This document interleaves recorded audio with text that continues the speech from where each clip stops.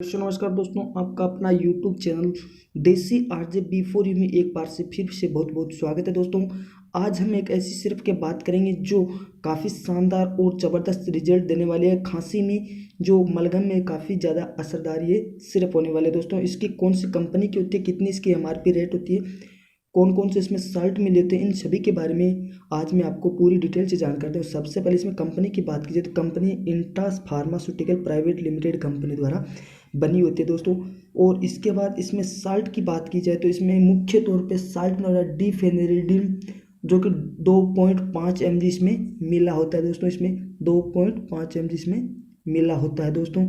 इसके अलावा इसमें दूसरा नंबर है सिट्रिक एसिड जो कि मुख्य रूप से 14 mg इसमें मिला होता है दोस्तों। ठीक है, अब हम बात करें और हाइड्रोक्लोराइड जो कि 14 mg होता है, इसके हम बात करेंगे ये सिर्फ काम क्या आती है दोस्तों, इसका कैसे इसका यूज करें, क्या इसके बेनिफिट है, क्या इसके साइड इफेक्ट हैं, इसके बारे में बात करते हैं। लेकिन आपने अभी तक इस चैनल को सब्सक्राइब नहीं किया तो सबसे पहले चैनल को सब्सक्राइब कर लीजिएगा, बेल आइकन ऑल पे जाके प्रेस कर लेना है दोस्तों।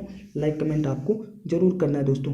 चलिए बात करते हैं इसकी कौन कौन से इसमें बीमारी में काम आती है। सबसे पहले इसका उपयोग किया जाता है सबसे ज़्यादा खांसी में मलगम में इसमें सबसे ज़्यादा यूज किया जाता है। नाक बहने में भी इसका उपयोग किया जाता है। सर्दी जुकाम में किया जाता है। खुजली, त्वचा पर चकत्ते होने या चक्कर आना या पित्त या कफ में या अनिद्रा या कान में खुजली होना, इनमें इतनी बीमारियों में इनका यूज किया जाता है। यानी कि काफ़ी ज़्यादा ये शानदार और ज़बरदस्त सिर्फ है दोस्तों।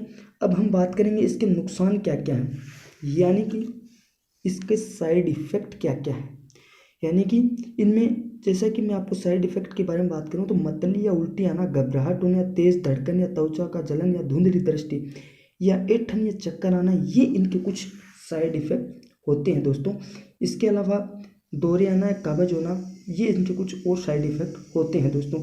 अब हम बात करेंगे ये इनके नकारात्मक प्रभाव किन व्यक्तियों पर सबसे ज़्यादा प्रभाव पड़ते हैं, यानी कि इनके दवाइयों के साथ लेने वाले दुष्प्रभाव यानी कि साइड इफेक्ट क्या क्या है दोस्तों, इनके बारे में बताऊंगा दोस्तों। ठीक है, वीडियो में आप बने रहना दोस्तों। अब मैं बताऊंगा इसके लेने का तरीका क्या है।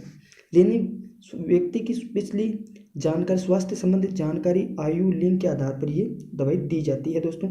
इसके अलावा अगर आपको मैं बता देता हूँ कि इसमें जैसे कि लीवर रोग हो या फिर मोतियाबिंद हो या अल्सर हो या प्रेशर हो, डिप्रेशन, ठीक है, इनसे ग्रसित व्यक्ति होते हैं वो इन सिरप का यूज डॉक्टर की सलाह के बाद ही करें दोस्तों। ऐसे इस सिरप का यूज नहीं करें दोस्तों, क्योंकि इसके कुछ घातक दुष्प्रभाव देखने को मिल सकते हैं दोस्तों। इसलिए इसको डॉक्टर से एक बार जरूर पूछ ले दोस्तों।